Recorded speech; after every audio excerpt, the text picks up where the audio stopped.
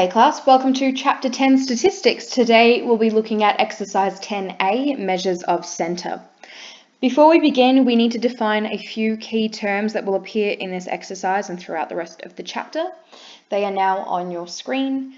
The first is the mean, typically referred to as the average. We're going to try and get rid of that term in our vocabulary as far as mathematics is concerned, okay, because everything on the screen could be considered an average except for outliers. So your average could be the mean, median, or mode, depending on which represents the data best. Our mean is found by adding all the scores together and dividing by the total number of scores. Okay, we use the symbol mu, which is this U shape here, okay, a Greek letter, or X bar. This is my personal favorite, is X bar for the mean. Okay, N tells us the total number of scores. Our median, X squiggly bar, is the middle number of an ordered set. That N plus 1 over 2 helps us decide what the middle number is. And finally, our mode is the most frequently occurring number.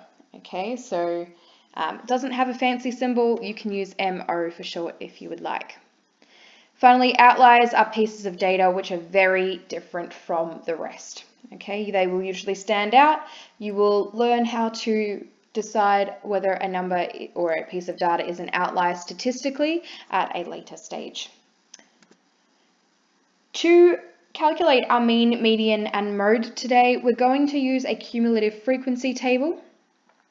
Effectively, we record scores and their frequencies and then add a few other columns for some additional calculations to help us locate or calculate our mean, median, and mode. When you have really large lots of data and really varied data, you may use class intervals. So I may group data as 0. Oh, I've written those backwards. So for example, I might group my data in intervals of, or class intervals of 5, which would look like this. So 0 to every number less than 5. 5 to every number less than 10. Okay, so I'm not including 10. 10 would be included in the next bit of data, and so on and so forth. Okay, so I might group my data in intervals if I have some really wide and varied data sets. This is especially useful with decimals. Okay, let's jump into an example. We're going to calculate the mean, median, and mode of this data set. So your first step is going to be to construct a cumulative frequency table. I start with my first column, which is the actual score. Okay, and my scores range from 5 to 9. So I'm going to place every number in my table from 5 to 9, and I'm going to add a row at the bottom for my total. Okay, I'm going to draw a line. Yours might be a lot straighter than mine. My next column is going to be frequency, which I'm going to denote F. Okay. We'll rule them all the way across. You'll have lines in your books to help you out. I do not have that privilege. Okay, so we now will go through the data or the list of data and calculate our frequencies for each of the scores. So here we've got the number 5 appearing 1, 2, 3, 4 times. The number 6 appears 1, 2, 3, 4, 5 times. The number 7 appears 1, 2, 3 times. The number 8 appears 1 and 2 times, and the number 9 is appearing twice. When we add this column together, we get N, which is our total number of scores. 4 plus 5 plus 3 plus 2 plus 2 will give us 16. Okay, so our total frequency, or our total possible frequency, our N value is 16.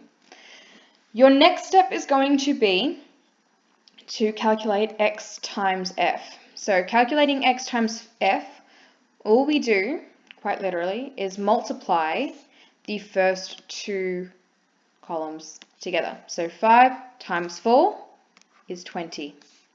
6 times 5 is 30. 7 times 3 is 21. 8 times 2 is 16, and 9 times 2 is 18. Okay, so we've literally multiplied the first two numbers in each row to get x times f, okay, our score times our frequency.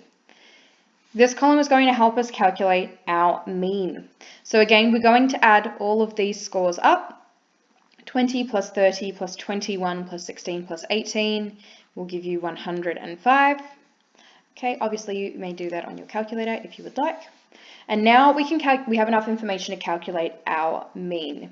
Okay, so our mean x bar is given by the sum of all scores multiplied by their frequency. So the sum of the score times its frequency, so 5 plus 5 plus 5 plus 5 is 20. 6 plus 6 plus 6 plus 6 plus 6 plus 6 is 30. Okay, so that's where that comes from. So multiplying in score by its frequency is a quicker way than going 6 plus 5 plus 7 plus 6 and losing numbers. Divided by n. From this table, the sum of all, which is that capital sigma, it's a funky looking E, sum of all scores comes from here, and our n value was listed in here as 16. Okay, so, and this will always come from this section of your table. So the sum of all scores was 105, and our n value, so the total number of scores, was 16. We enter that into our calculators and we'll get 6.5625, or 6.6 if you want to round it off to one decimal place. So our mean x bar is equal to 6.5625. This is a terminating decimal, which is why I've included every decimal point. If you were given rounding instructions, of course, you may follow them as well. So we have our mean of this data set.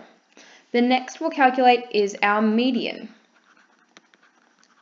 which is going to be given by the n plus 1 over 2 number. Okay, so this is a place. So if you're thinking of a race, the first, second, third, fourth, it's the order in which people pass the finish line. We are looking for the order from the smallest number to the largest number. So our n is still 16. 16 plus 1 is 17 over 2. It's the 8.5th number.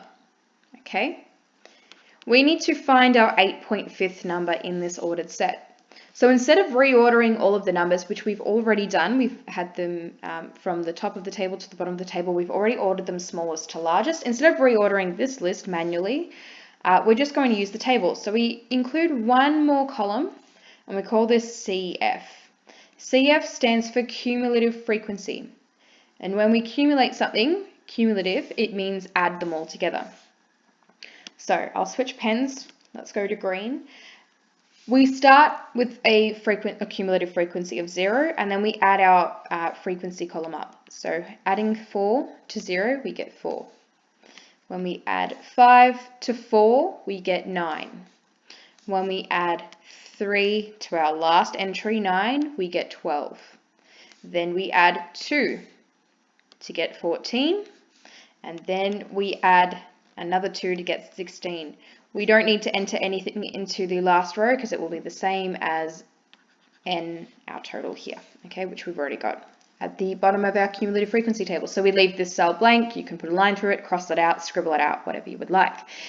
Now, our median is going to be the 8.5th number.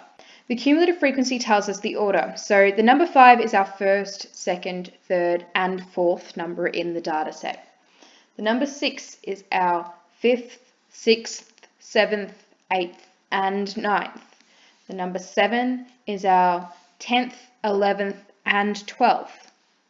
The number 8 is our 13th and 14th. And number 9 is our 15th and 16th number in the ordered data set. So that's what this cumulative frequency tells us. We are looking for 8.5. So it's not in the first one. 4 is too small. In here we had the 5th, 6th, 7th, 8th, and 9th, which are both in this row here. We're looking for the number in the middle of the two. Regardless, they are the same number, so our median, x squiggly bar, is going to be 6. So we make sure that we read the score, not the cumulative frequency. Please note that the median is not 8.5. That would be all the way down the end of the list and not smack in the middle. Our median is the 8.5 number. And finally, perhaps the easiest one of the lot is our mode. The mode is the number or the score that appears the most frequent. So we're looking for the largest number in the frequency column. That's really all there is to it. So our mode, which you can shorthand to literally half the word if you would like, is going to also be 6. The number 6 appears the most often in the list. It's definitely the easiest one to spot. What we could say in terms of average for this data set is that the average is 6, okay? The mode is 6, the median is 6, and the mean is pretty close to 6. Okay, so remember that average could be given by the mean, median, or mode, just depending on the data set. Apologies for the extra long lesson, guys, but that does conclude our class for the day. As always, if you need any extra help, please get in touch, but otherwise, good luck with the work, and I'll speak to you all very soon.